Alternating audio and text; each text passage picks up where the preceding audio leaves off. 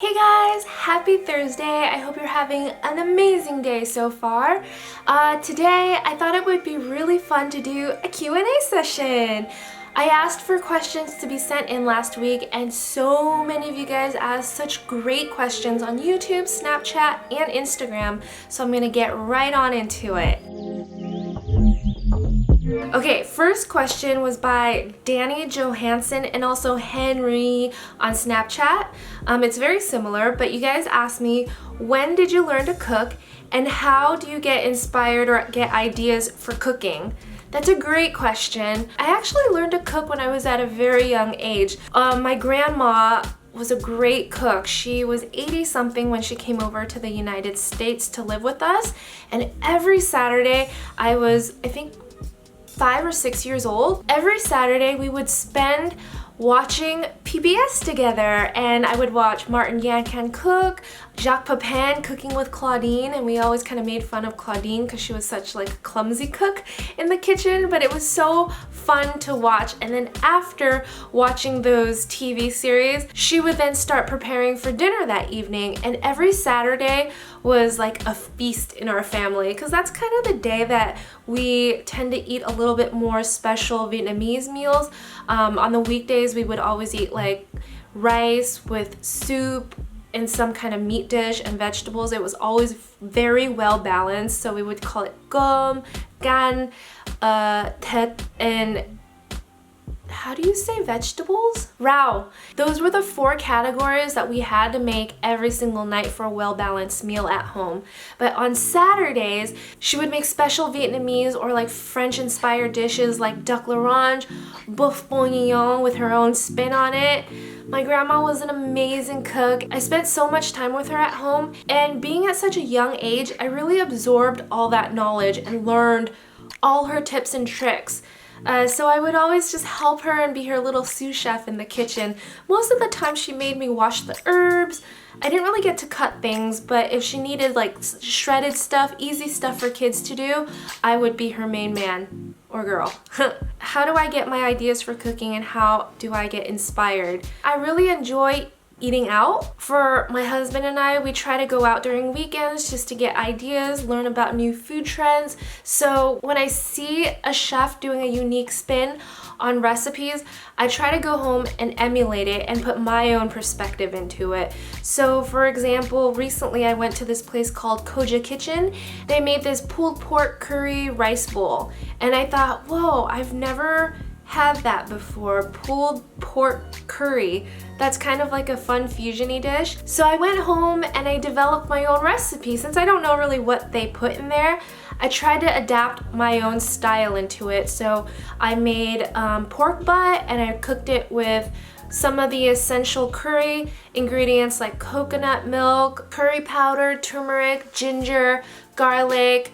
And I kind of wanted to give it a little bit more of a Asian, Malaysian type of flavor rather than like an Indian type flavor in there. So I just play around with recipes. The bad thing is I never write down what I end up testing. So then if I create it again, it's always a little bit different. So I'm really trying to keep in mind what the ingredients are and what the measurements are when I'm testing or playing around with recipes. So that's for cooking. For baking, since baking is so precise, I try to be a little bit more careful with that. Let's say I'll always look for a base recipe. So a good example is the 5 no churn ice cream that I just did on my other YouTube channel. The base for vanilla ice cream is condensed milk, heavy whipping cream, and vanilla extract. Most people just do that, but I like to add a pinch of salt in there just to balance it out because it can be overwhelmingly sweet for me.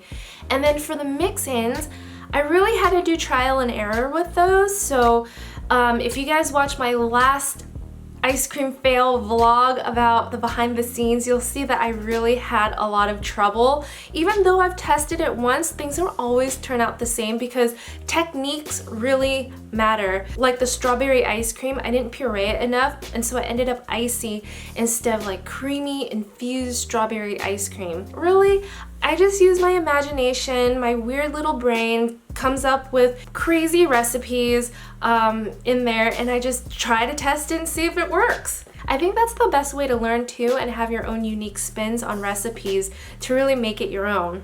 Ah, I like this one. Julie the Good Dinosaur, cute name.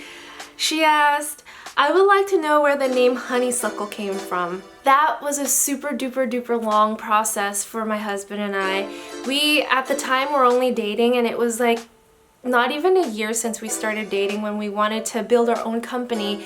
Back then I wanted to have my own catering company and cook for people because I just loved cooking and I wanted to change careers.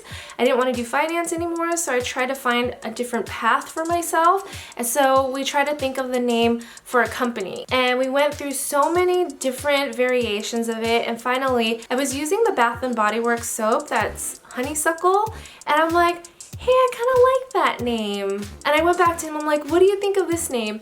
And he said, hey, I actually really like it too. It's kind of soft, delicate, a flower, but it's also a color. I've seen a lot of dresses with the color palette Honeysuckle, and I just thought it's so sweet and fitting, so I decided to go with that.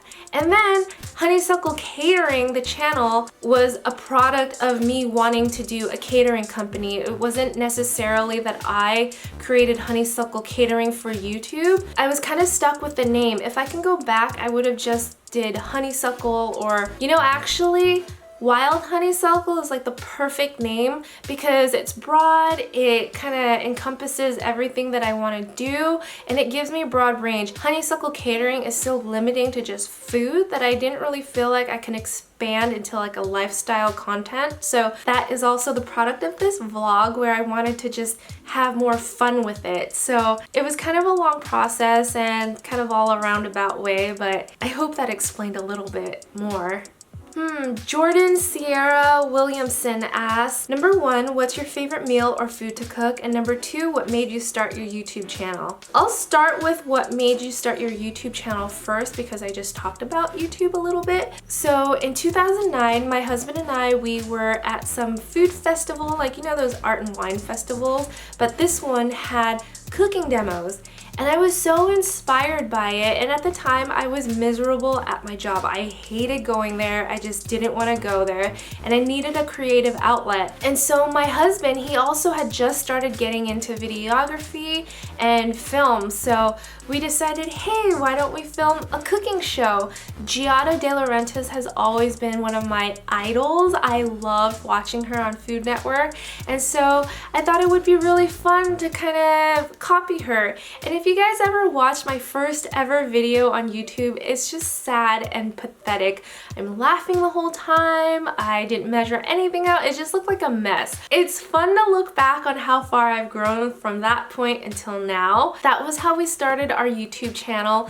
Our friends and family were super encouraging about it. After we released the first episode, we sent it to all our friends and family. Since YouTube in 2009 was kind of popular, but not a lot of people spent time on it, so we sent it to all our friends and family, and they're so supportive of it. They're like, great job! Why? How did you start doing this? Why did you do it? This is so cool, keep going. And we did 10 episodes that year, and my work just got so stressful that I decided to stop. In retrospect, I really wish I had never stopped doing it, because YouTube is really like a passion of mine. I don't think I ever want to stop. It's just so much fun. It's a way for me to connect to you guys. It's a way for me to have a creative outlet, push my boundaries, and try new things, continue learning about social media, continue learning about videography, editing. We always try to challenge ourselves, and with YouTube, it really allows both me and my husband to do that. So yeah, I don't ever think I'll stop doing YouTube, even when our lives get crazy with the kid maybe. I don't know, like, I just don't see myself stopping. It almost becomes like a catch-22. You become so invested in this that it's almost like you just can't stop. You have to keep going. At least that's how I feel anyways. What's your favorite meal or food to cook?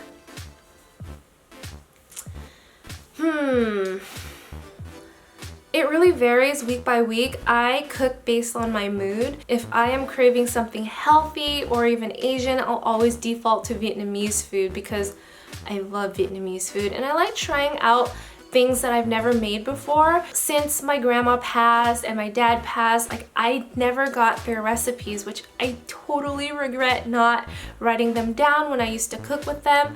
But for me, that's why cooking out of that Charles Fawn book was really helpful, because then I can kind of learn about traditional Vietnamese recipes and try to tweak it to emulate what my parents and my grandma used to make. Those are always my default and go-to. Otherwise, on a daily basis, for lunch or at home, we always love making carnitas, either in a brown rice bowl with kale, just some fresh vegetables, or we do it with taco night. Taco night at our household is famous now because I invited Gina's family over for taco night one time, and they just keep talking about it. They want to come over, they want to have taco night, and it's just so much fun. It's like one of those gathering types of food. So I really enjoy making carnitas for gatherings like taco night. Esther Jang asked, what do you like most about being on YouTube? I guess I just answered that question, but I want to be a little bit more in depth with it. For me, I feel like it really pushes my boundaries. In what way, you might ask? There's so many different how to make a cupcake video, how to make buttercream, but I always want to be a little bit more unique, and I always want to put my unique spin on it. So I always push myself to test out new ideas or put my own voice or perspective into it. So instead of just a regular buttercream recipe, I'll do a lemon buttercream recipe, and there's a ton of that too out there, but how do I use it? So I really try to think of a user experience and what value I could bring to them and how I can be helpful to you guys, right? Like, I don't want to just be like a talking head making stuff all the time. I want to bring new ideas to the table, and by making unique food like the Cherry Garcia bar that was inspired by Cherry Garcia ice cream, I turned an ice cream into a blondie bar type thing, and that was really fun. And for me, the end results taste amazing, and if you guys like it, it makes me feel even better. And I love reading comments and having a two-way conversation with you guys. That's what makes me really happy about YouTube, is to be able to make friends like this and connect with you guys. I don't see that many people nowadays because I work from home and I feel a little bit isolated, to be honest with you. So just having this opportunity to talk to a lot of people and read your comments and just kind of be connected to the outside world with something that I love really excites me. So every time you guys leave a comment, it just makes me so happy. It makes my day. Boss calling, hold on. All right, the next question from Ariane Penalosa. What do you like to do for free time when you do get to relax? I really love to shop. Any free time I get, I go to the mall, which is totally like the teenager in me, but I used to work retail in high school and college, so I just love going to the mall. Shopping is really fun for me. I love clothes and shoes and makeup and all that stuff, so seeing like what's new out there is always fun for me, even if it's just window shopping. My mom, actually, when we were growing up, every weekend, I got this from her, every weekend she would take us out shopping to the mall, or one of her favorite things was garage sales. You just find so many amazing treasures there. She called me so excitedly last week that she found this amazing antique wooden bowl, and she's like, do you want it? I think it would be so awesome for your shoots for your channel. And I'm like, yeah, I love it. And she got it for $2. What a steal. And I think it was from Crate and Barrel or something. So when I was growing up, we would always go treasure hunting, and she would just buy so much junk.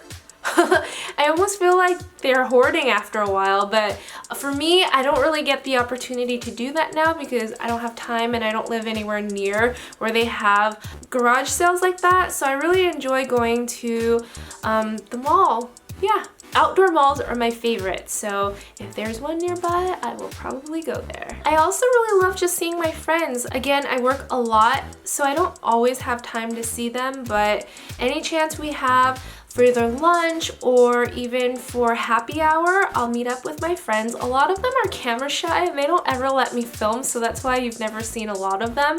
But the ones that aren't comfortable with the camera, I will be sure to introduce you guys because they are a riot. Oh, this is a fun question. Sabrina Toe. 1. Would you rather eat a super salty cake or super spicy cake? All right, I'm gonna have to go with the practical answer for this. I would rather eat the spicy cake.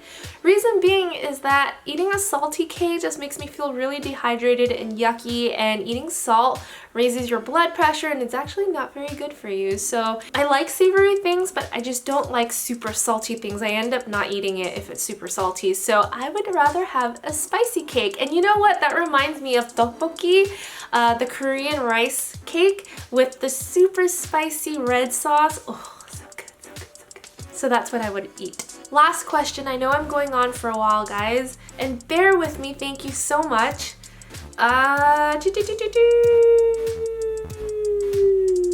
Sabrina, you also asked me where I got my cat earphones. These guys right here. Aren't they cute? I love the color, the rose gold color. I got them at Urban Outfitters. They were $40. I know that's quite expensive just for regular earphones, but I thought they were so cute. The quality of sound is really good. The only thing that it does not have is like a microphone. So if you have like an iPhone, usually it comes with a headphone that has a microphone built in so you can talk on the phone. But at work, I always listen to music just to tune out like other noises. So I bring this with me and it works. So you guys asked really awesome questions. I kind of want to lump it into thematic Q&As. The next time I do a Q&A will probably be about my family life because you guys wanted to know how did I meet my husband and how many kids I want to have. Oh, you also asked me about how to manage stress when you're in school, when you're so busy, how do you eat healthy and just manage a healthy lifestyle. I want to do all of that, so I'm gonna break it up into different episodes and answer those questions. Tomorrow, and actually in all of August, I'm gonna do a meal planning series on the main channel. So we're gonna do really fun, just easy recipe ideas where you could make ahead for your busy lives, whether you guys are in school or you're working professional like me, or if you're a mom and you just need easy ideas to do. I'm gonna show you how to do all that on the main channel for the whole month of August. And it really ties in with back to school too, so I hope that I could be of help and provide some useful ideas for you guys. Again, thank you so much for watching. If you guys are new to this channel, please be sure to subscribe below, and I will see you guys Saturday or tomorrow on the main channel. Bye!